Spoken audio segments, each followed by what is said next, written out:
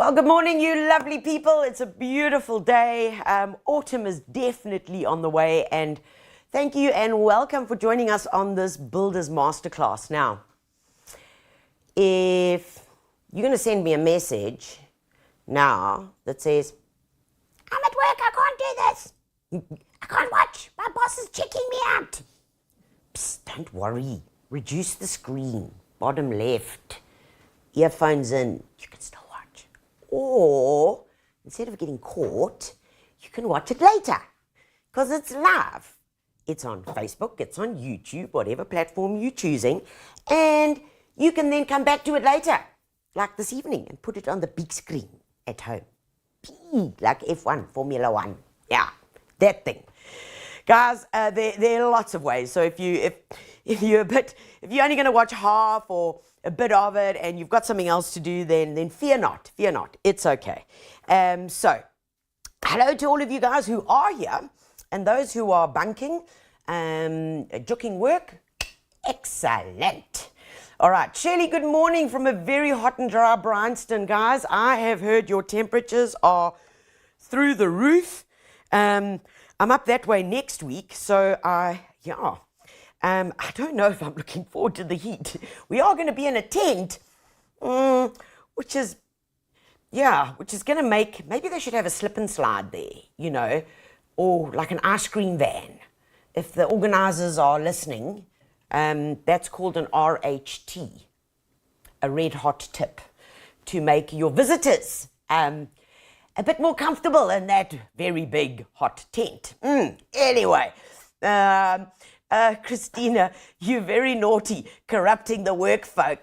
Come on, tell me that you don't do it. Come on. Good morning, Yuvashni. Good morning, Melissa. Terry Lee, good morning from the team up just beyond OR Tambo Airport. Sibusisa, good morning. Shirley, yes, from the hot Bryanston. Yonita, good morning. And assistants. I'm glad that you know that there are assistants, because I've got 5 sets of eyeballs staring at me. One with the camera in tow, another 2 cameras in front there, someone with a big white flag that insists that I need to look at this camera or else I'm talking to nobody. And I do that quite often, standing and talking into an abyss. But they are really amazing. I've got a cord handler and keep Tanya sane handler. And I've got another handler at the back there to make sure that I'm on the right screen and know what I'm talking about, which I often get wrong. And then I've got the master of all things amazing there. He's the one that, come on, Warwick, work with me. Flick in between, flick, flick, flick. You see, he's the one who jumps up and in between all these screens, so that when I'm going to pull a funny face, he makes sure that he's really on the close-up. Okay, so we've got an entire team here who really are my support and my rock. But I thank you for saying good morning to them. Sharon, good morning. A long time no see. Where you been? Where you been here? Hi, Bo. Wena? Okay, Maureen, good morning. And Christina, hello from Pretoria. Geraldine, work from Pretoria. Hello, guys. Hello. Right.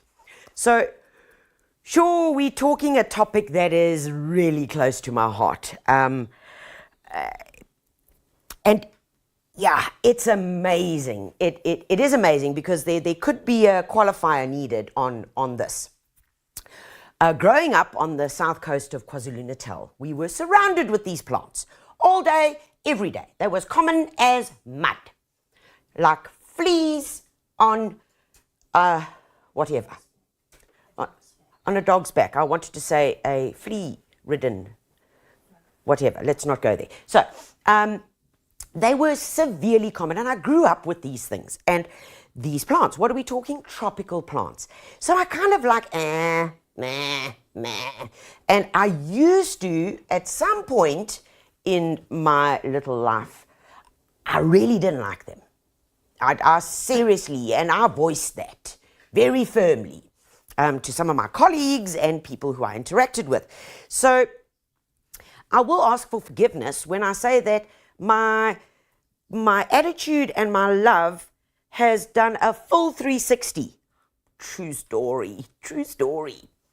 And I guess when you removed from something and you get to see it with different eyes, because we now live in a climate which does keep tropical plants okay. It is okay for them. Some of you live in areas where they really need a bit of extra TLC, especially if you're in a frost zone.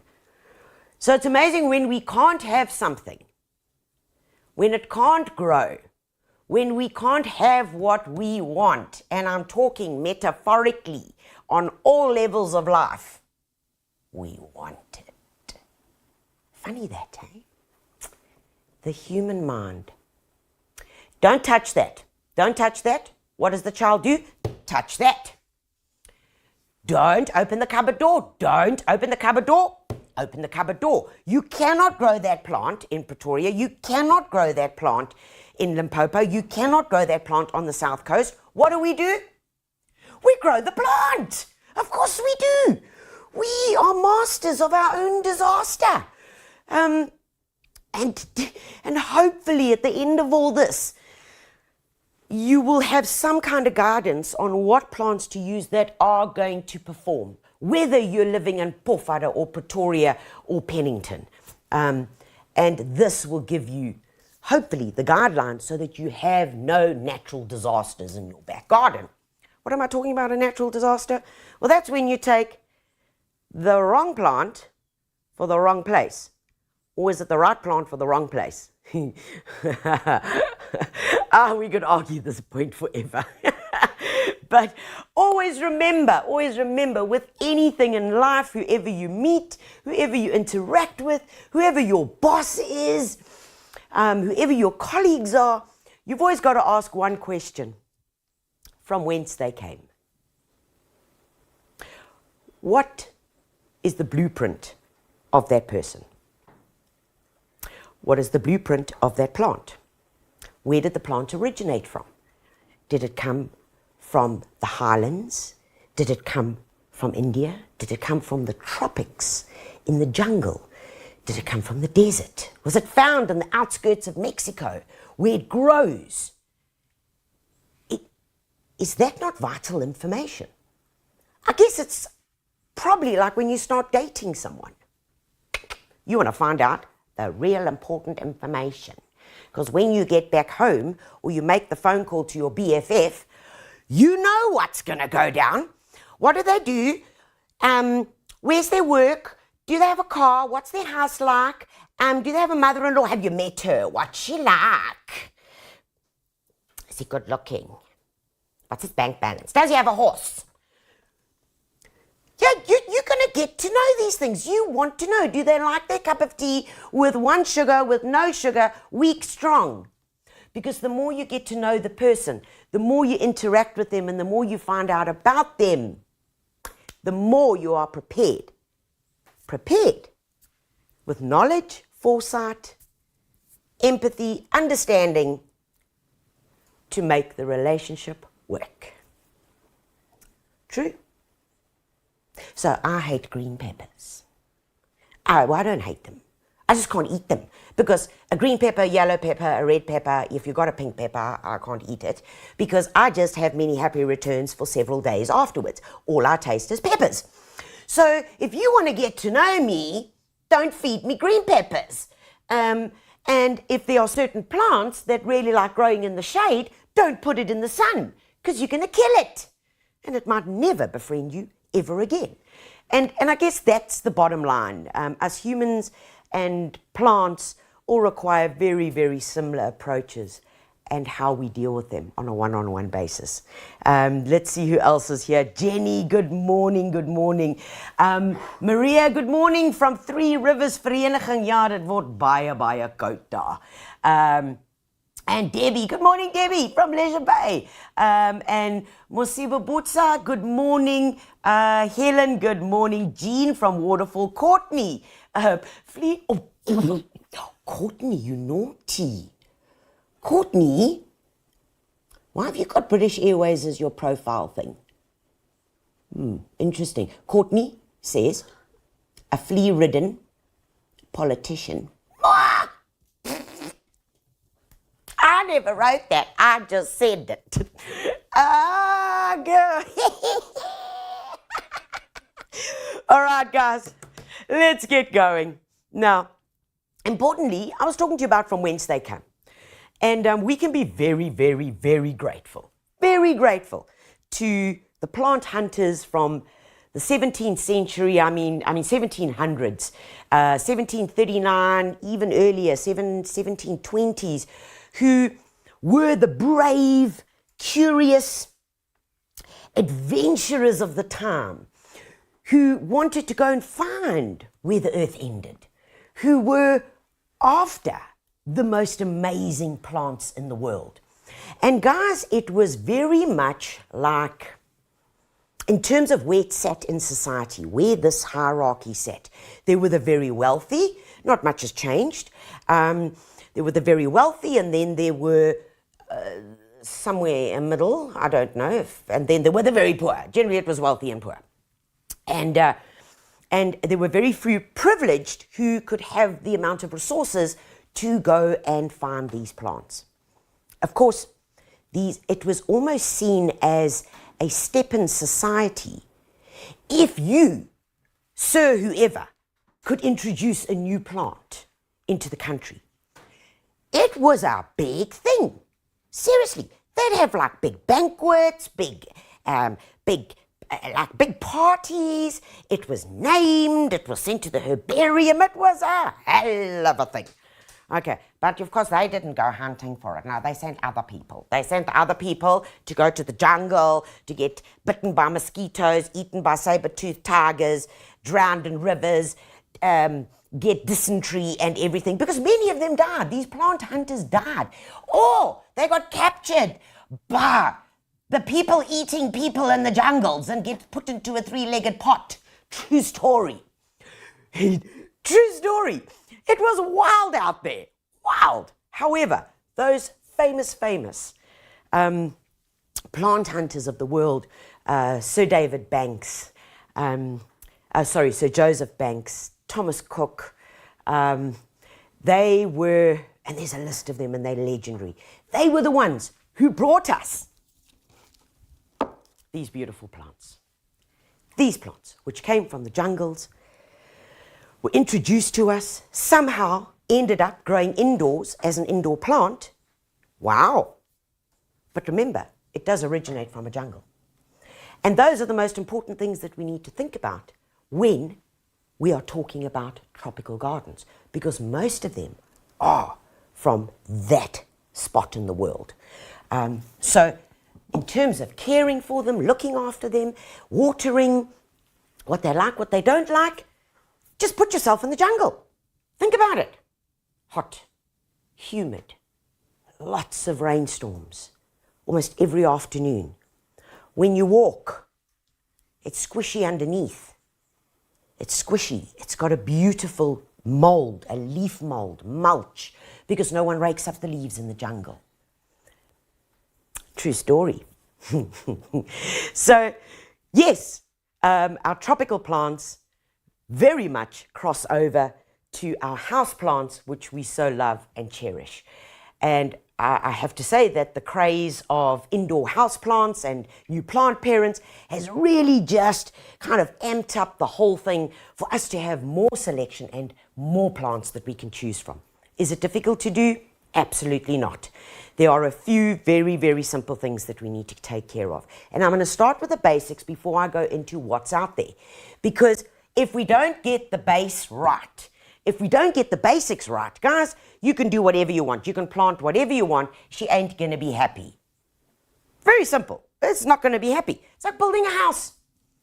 You use the wrong concrete mix, or your builder runs away with 50 bags of cement that should have gone into the foundation. The house you are going to crack. Okay, so it's all about what we do there.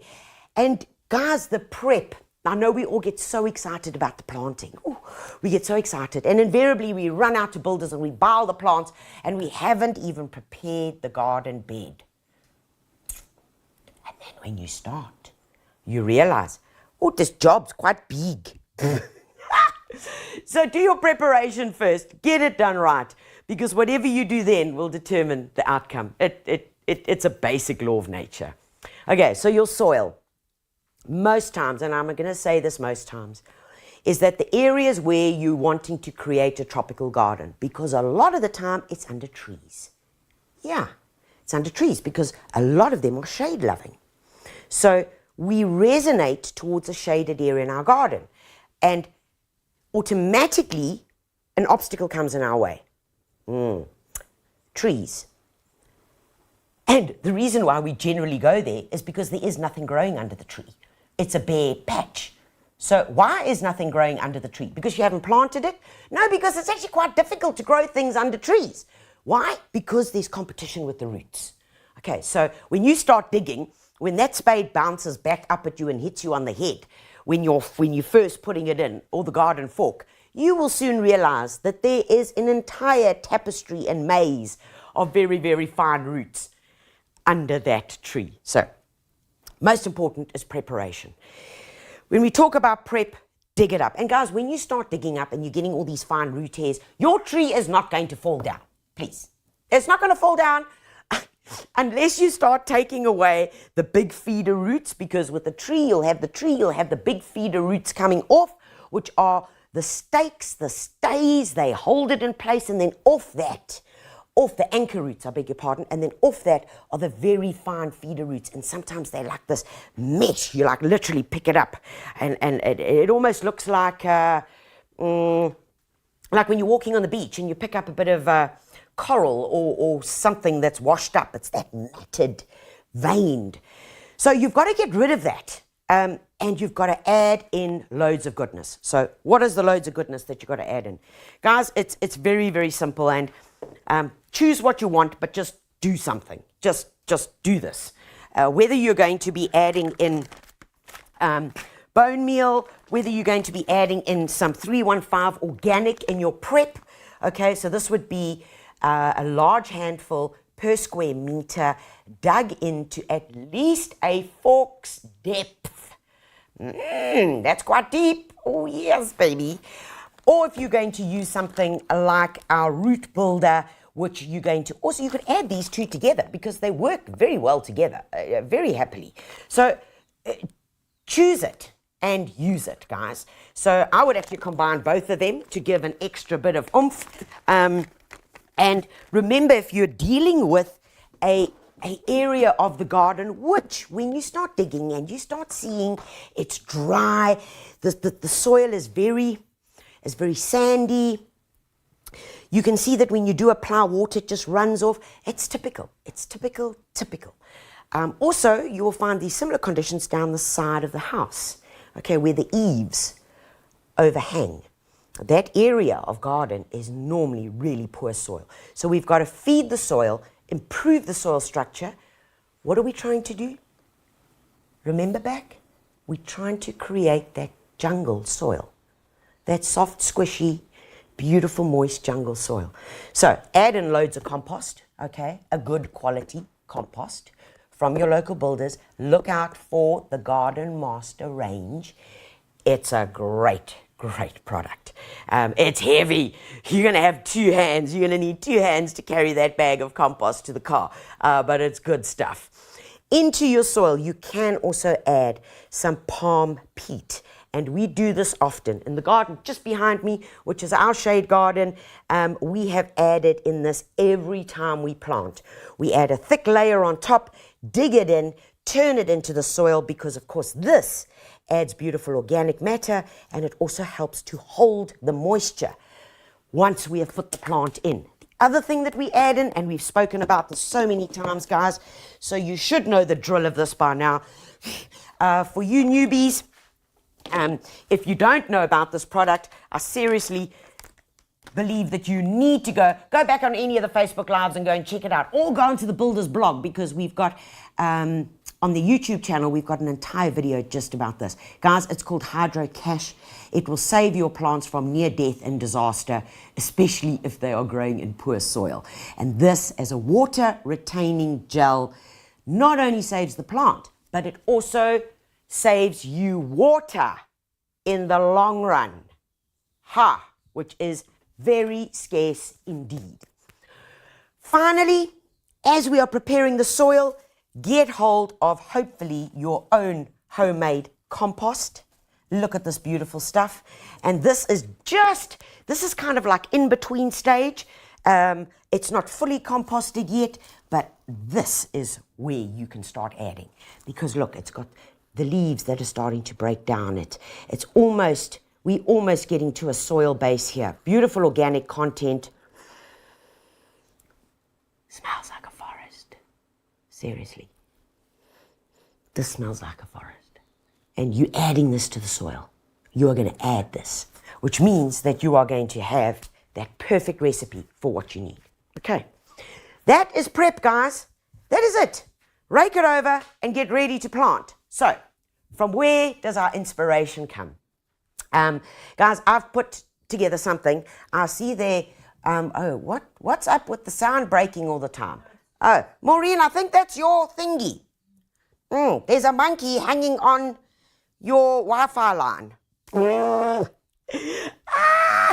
my word. Okay, guys, what I'm going to do is I'm going to go across, we've put together some slides for you to just give you the inspiration that you need. And this, my friends, is what I hope is going to give you a bit of guidance if you are thinking of a new area. Okay, is it not coming up? No, look at that. What do I do? Slideshow, play from start. Is that what I do? Yeah. Oh, look at that. Oh, I pushed the right button. Push button facts. Okay, guys, let's get to it. When considering an area for tropical gardening, it very much lends itself to the contrast of hard landscaping. Because your tropical plants are generally big-leaved, large-leaved, quite vibrant, and they're powerful. They like stop you in your tracks and say, look at me, look at me, look at me. So you do want to maximize that space. So consider what you are going to combine it with. Is it just going to be a few shrubs thrown in the corner of the garden? Or literally thrown under the tree? No. Put down a few pavers. Maybe create a little raised bed. Consider the colors that you are going to use. And I'm going to, where's my pointy pen here? There's my pointy pen. No, maybe not. Oh, hold on. We're going to get to my pointy pen, if I can make it point. Consider the colors that are used. Do you see the color of the raised wall at the back here? Because generally you're looking, oh, there it is. Oh, I got it. Oh, look at that. No, did I? Yes! There it is. Check the red dot, guys. Don't let the cat attack it. So consider the color that you're using, because generally your tropical gardens will be in a bit of a dark spot. It will have low light. So think about your final color. Here, it is a light color. And what does the light color do? Yeah, it makes it more inviting. It just lifts the mood a bit. So it's one thing that I really do want you to consider. But work with the textures, include a space for something. That's not just all the plants. Textures are so important. And here, and we're going to get onto this a lot more in depth a little bit later, but when we talk about textures, look at this arum lily. Perfect. Large, bold textures against fine leaf textures. Tall, upright against low growing. What are we doing? We're playing with contrasts here, guys. When we play with contrasts, that creates the punch. Don't be scared to add in a bit of color. Don't be scared. When you look at this, close your eyes, open your eyes, look at the picture again. All you see is the yellow pot. I love it. Don't be scared.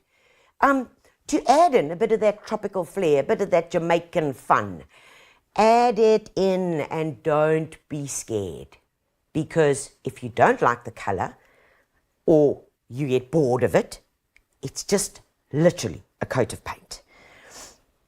Palms are a wonderful cheat treat. And I say this when we think about tropical gardens, tropical paradise. Come on. What comes into your head? Yeah, I'm with you. White beach, lounger, cocktail, underneath the palm tree without coconuts to fall on my head. Yeah, come on, that's what we've all got. That's the picture. Hold on. Oh, and then a fan. Oh, and then waving the waiter. Oh, another Ross, please. Not quite. That's what we think about, palms. We think about palms because why? It's the natural association. But guys, besides the fact that yes, they are amazing in tropical gardens, what I love the most is they are like a pink ticket to cheat. Why? Because you can pop into your local builders and buy a palm tree that's already 2 meters high. Yeah, it's like been growing because palms don't have a big root system. They've got a very a clump forming, a very compacted root system. So they can grow in a black plastic nursery bag, which we call it, a black polyethylene sleeve, actually, that's what they're called, those black bags. But you can get a palm that's really tall. So if you want to create some height in an area where you just get 3 palms, bang, bang, bang, oh my gosh, they've been growing there for 10 years. Look at that, Moira, look at it. Lovely, lovely. So you have a ticket to cheat, which is amazing. And palms just give you that feeling, man, and you can attach hammocks to them. You've got height in your garden. You've got structure immediately, and then you can play. Okay, so don't forget them. Large leaves, beautiful contrasts. Have a look at this beautiful monstera here. I mean, spectacular. This is where you can really have fun. Consider your seating area as well, please. And I touched on this right in the beginning, but don't add that then right at the end. Keep this in your planning. Think about it. Benches, decks, and of course, what can we put up the trees? And especially if you've got the palms or you've got existing trees, there, your scope of your creativity can really go wild. Whether you are hanging plants from the trees as kokodamas, whether you are attaching the beautiful, I mean, look at these. Oh, come on. Look at those beautiful stag horns. Hey, aren't they gorgeous? Whether you're attaching them to trees, you're getting that look and feel. And remember, your stag horns, give them a banana. If you've got one banana that's busy going off or going frot, take it and just stick it into those leaves just behind where it joins the palm or the tree, because when it rots, it produces, you know that smell of rotting banana? It produces a plant hormone, which is called ethylene. That's the smell of rotting bananas, which staghorns love. Love it. It's like giving it a spa treatment. Okay, rotten banana, spa treatment. Never thought I'd say that. Anyway, and my goodness, there are such beauties available in the staghorns, and you really can get very creative. Walls, if you don't have a big garden, could also be turned into your tropical paradise. Here, it's very simple, guys. This is dead simple. This is like DIY, easy. Strips of bamboo, attached onto it, a little mirror. We've added a staghorn over there. Plastic 2-liter bottles attached with a cable tie, and some lovely tropical cascading plants. Easy, simple. To water this, stand with your sprayer and just water it. Of course, plant options, and we're going to go into this in depth now, but they're vivid, they're bright, they're bold, and they call for your attention. And never forget about the addition of other textures. So we spoke very early about the wall and the wall color. And look here, just look on this right here. Look at how powerful the light colored rocks, the light rocks, are against the deep green foliage. Okay, it makes you stop, it makes you look.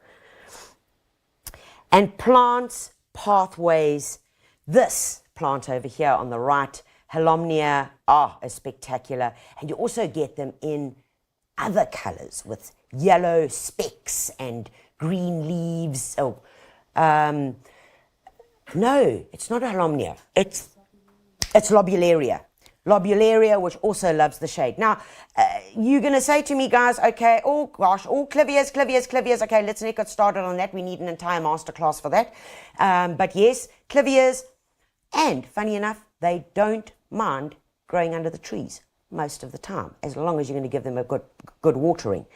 Always consider the addition of water, because the addition of water really does just sum it up. And I'm going to zoot through these guys because I've got a lot to cover, but consider textures, colors, plants for height. Look at the cycas here. Plants for height, Cycas revoluta, which is the Japanese sago palm, which you don't need a permit for, which will give you beautiful height, and all our stunning bromeliads. Okay. And finally, one of the plants which I believe needs to be in every tropical garden is this guy over here, and it's called agave. It's called agave tenuata, and it is a true agave, but it's got a more fleshy leaf. It's more tropical looking, more squishy, and it's bold and beautiful and really creates such an impact. Such an impact. Okay, so there's some yummy eye candy for you to think about what you're going to be doing in your garden. And now I'm going to show you what to use. So when you are out there and you are choosing plants, guys, consider the following. Okay, this thing won't go away, but anyway, I'm leaving it there. So let's start with what's going to give you the structure. What is going to give you the structure in this garden? And always think about that first. So we spoke about the palms. Now, guys, there are so many different options. And whether you're going to go for something tall and narrow, like this, which is called the Sifritzia palm, okay, Sifritzia. This guy is multi-stemmed, okay, you can see, multi-stemmed, grows narrow and upright, and is great for a small garden. And you know, the beauty about palms is that you can plant them really close to the house. Close to the house, close to a water feature. You can plant them close to foundations, like I said, because they've got that ball root system. They don't have one big tap root that goes down and is going to start ripping up things. But Sifritzia, I love it, and it actually does incredibly well as an indoor plant as well, especially the multi-stemmed. This over here and is also really one that in terms of, and this is Verscheffia, and it's got this beautiful triangular, look at that, and look at the yellow on it. Consider your choices, guys. Please consider your choices. And if you are living in an area where you are going to get frost, remember that you don't need to fear, because all you need to do is add, when we know we're getting into the cooler times and we know that we are heading into frost season, remember to wrap your babies up with frost cover. Remember, guys, because the frost cover, double layer it, make sure it's tucked in at the bottom so no cold air gets in. And remember that your plants can continue growing. You don't have to take the frost cover off every day. You don't. You can leave it over there, and then you can take it off when you have the time. But you don't have to take it off. But this will most certainly protect your youngsters. Okay, other things for height. Come along here. Wow, and now we start getting into serious, delicious territory. These are the tree ferns. The tree ferns are known. You saw them in the slides. Now remember, there are fast-growing tree ferns, and there are very slow-growing tree ferns, some that you might wait a lifetime to see. So be careful which one you choose. And I am going to give you an example of one exactly here. Now this tree fern is called Dicksonia antarctica. Dicksonia antarctica. Think about the name, Dicksonia antarctica. Comes from the cooler regions. Which means it's not going to frost. Which also means it's going to be really slow growing. This plant here, I reckon, it's easily 5 years old. Easily. Yeah. So, if you want a fast-growing tree fern, you use the Australian tree fern. That's the one that you can buy like this big at your local builders, and they've got that tall stem, and they have that, you saw it in one of those slides. Beautiful, quick-growing, fast. Group them in 3s, group them in 5s to create that instant height and get that canopy. That is a quick cheat, and they work beautifully. So consider the type of tree fern that you're putting in. Very important. You do get beautiful dwarf ones. And I love this guy. This is called Blechnum gibbon. Blechnum is lovely. It's a dwarf tree fern, nice and compact, lovely concentric foliage, and lush and yummy. Yummy, yummy. Okay. Look at this boy. I mean, come on. And you know, don't ever forget about the marvels of nature. Just look at that. Look at that. The color, the leaves unfolding, the bronzes, even the red in the vein. Isn't it beautiful? And if I took that and imagined close by, if I had a beautiful croton growing, look at those colors, look at the textures. And this is where I want you to really go out and play, because here we've got tall, spindly, thin leaves, and here we've got bold, in your face, colorful foliage. And that's where we create those contrasts that we're looking for. Always, always keep an eye on that.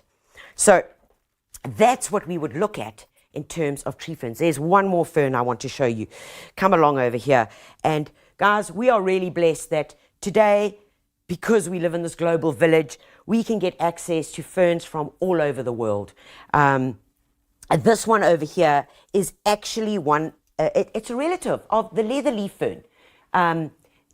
It's one of our indigenous ones, but it's only been available for like the last few years. But come look at it here. Come look here. Look at that. Look at that color. It's the yellow-tipped leatherleaf fern. Isn't it beautiful? Look at that. It's like a fairyland.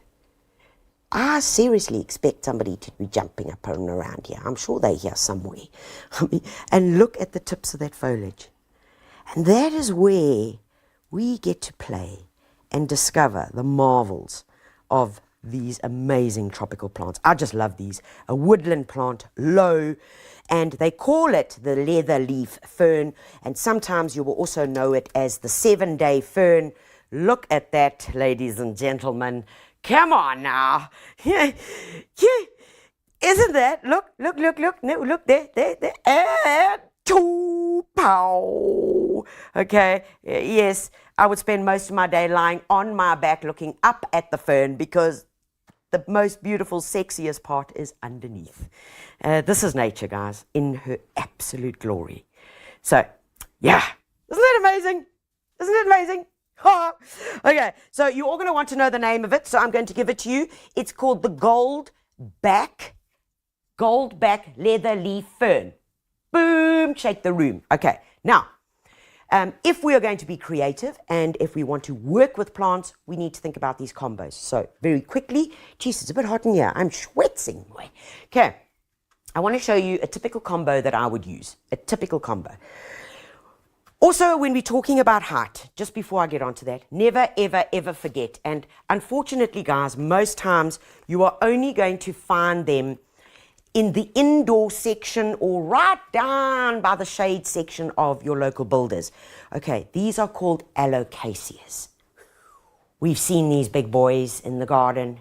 Man, these leaves get as big as an elephant's ear. True story. I mean, look at that. Look at that. Look at that marvel. Look at the texture. Look at the size of this leaf. So when we start playing with things like this, and alocaceas, once they're in, they grow really, really fast. And they've got a corm. So in here's a corm. You can divide them really quickly once it's got more stems. Dig it out, chop it off, plant another one in another part of the garden. Nice and easy. Okay, so when we're talking playing with what we've got, remember, if we had a tree fern here, and if we used some of our beautiful croton, take a look, beautiful croton against there. What could I use then to pick up colors around here? Well, several things. So what I could use here is I could add in some beautiful bromeliads. Now, before you start telling me that they're going to bring all mosquitoes in that, you can just apply Margaret Roberts mosquito insecticide there, which you actually just put into the little hole in the cone over here where it holds the water. But I'm getting a feeling that I've got a bit too much red here. So this is what I would do. I would still keep that as the intermediate plant. I would place that there. But then I would go with something like this. Stay where you are, Mason, whilst I'm coming back to you. I would rather include something like this. I would have this in the foreground, my bromeliads, which are nice and low. I would then add in a break in texture. Ooh, look what happens. A break in texture with the fine leaves of this beautiful carex, bold leaves of the croton, and then the height of the tree fern in the back. Nice and easy. Okay, nice and easy. Another trick that I want you to consider. We're going to go across to that side. Mason, we're going to hit over here because I really want to show this to you. And this, guys, is one of the classic tricks that you need to use when you are creating a tropical garden. And I'm going to use the following plants to demonstrate it. And whether this is in the sun or whether it's in the shade, because these plants can thrive in both conditions. And I just want to see what I'm going to use. In fact, I'm going to use this. So I'm going to use my beautiful fern in the background. That's that yellow bomb. Okay. Now, if we had to use this lovely alternanthera as a ground cover, okay, this is Purple Prince. Alternanthera Purple Prince as the ground cover. If I then went with, come here. Oh, mine caramba. Look at it. The beautiful philodendron, Prince of Orange. Look at it. Okay, do you see what we're doing here? Do you see the contrasts and textures? They really make each other pop. This on its own looks great, yeah, beautiful. But when I do that, all of a sudden, everything starts jumping.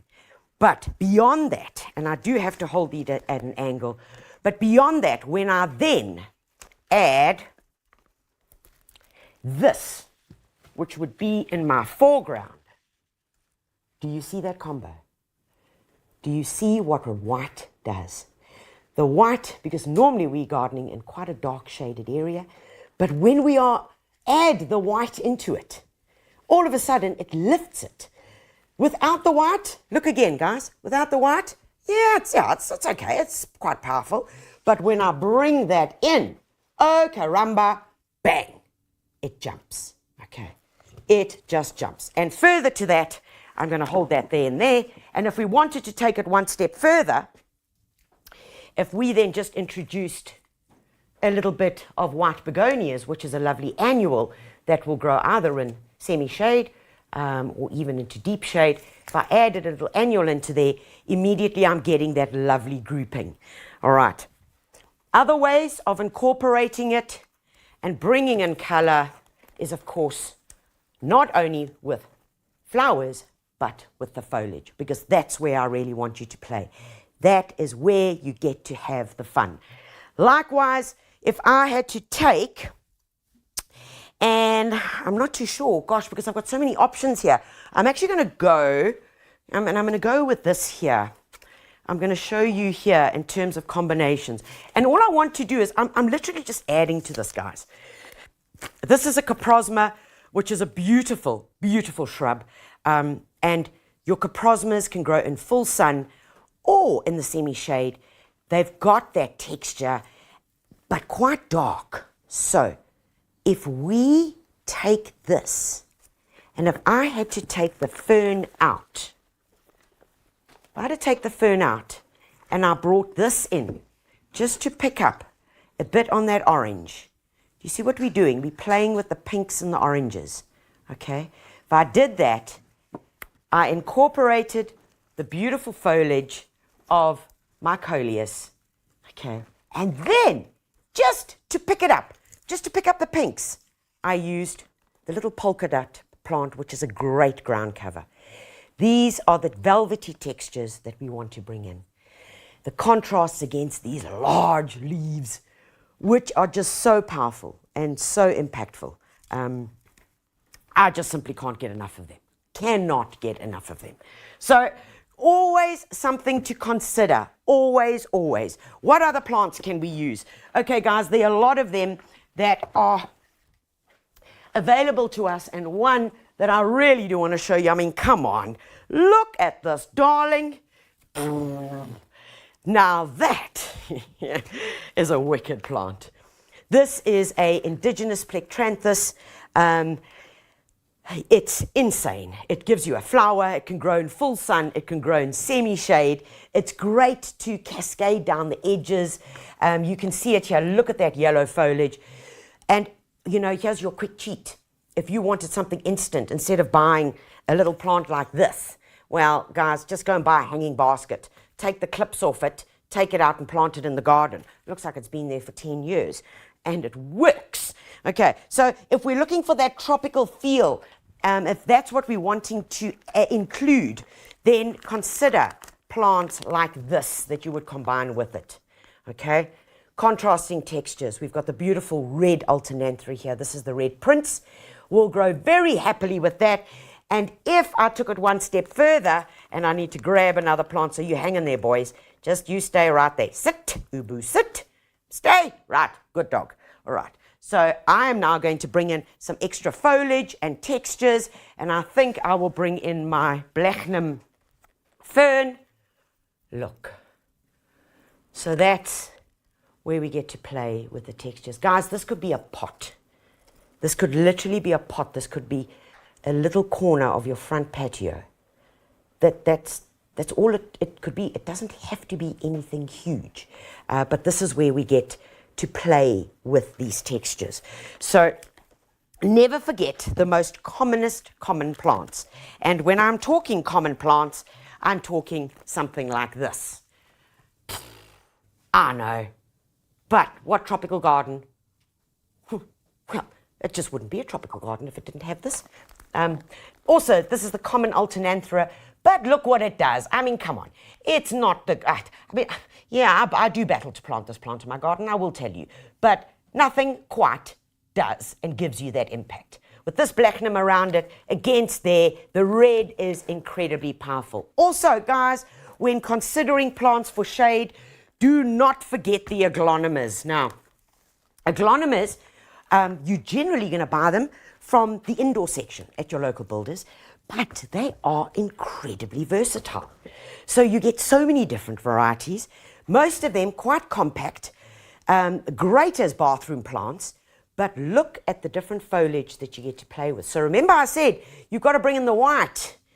You've got to bring in white to pick up in those dark spaces. If this was deep inside the bed, this was right in the front. This was just popping through. Do you see that depth? Do you see? Your eye immediately goes to the white.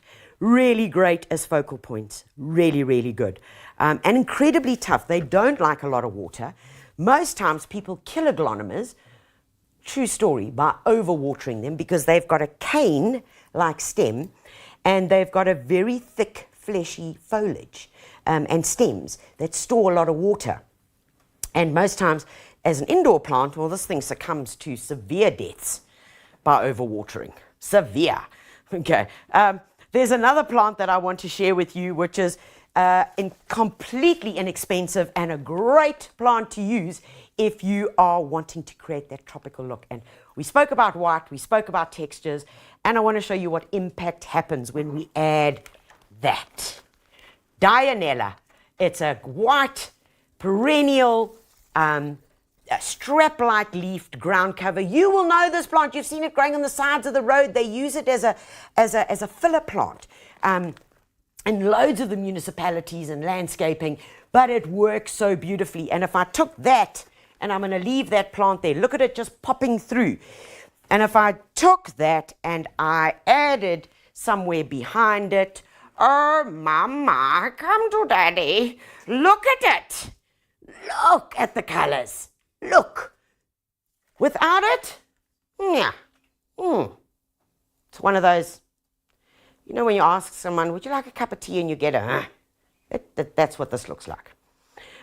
It's okay, but when we add bling in the form of the broad, powerful red against the contrast of these strap-like leaves.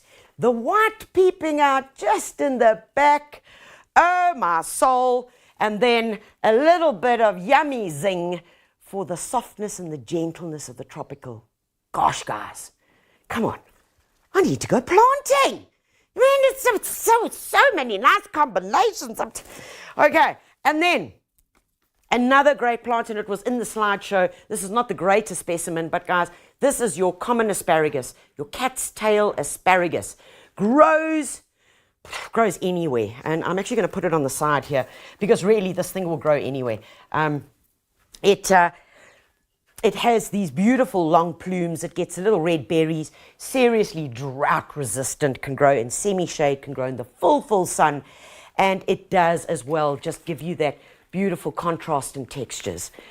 Do not forget our lovely anthuriums. Now, so many of us get gifted these as house plants and then what?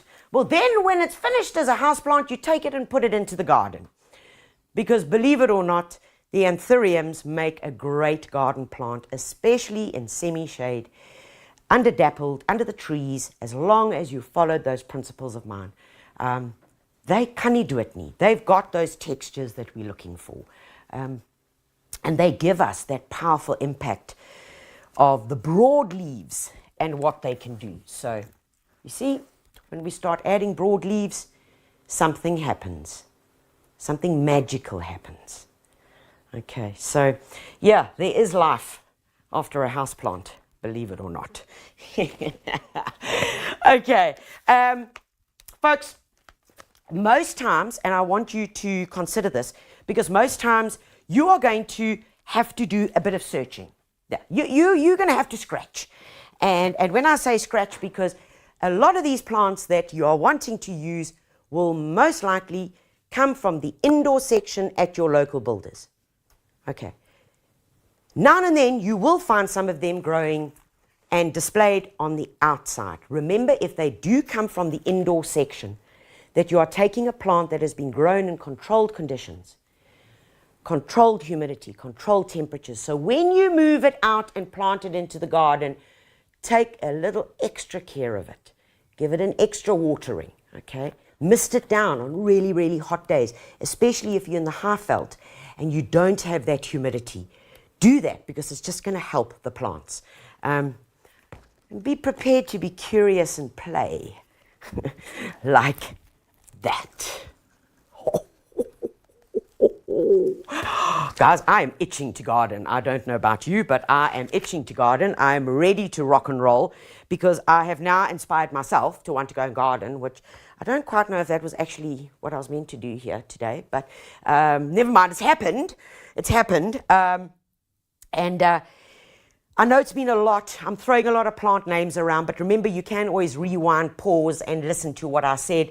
And if you don't get it, you can always ask us.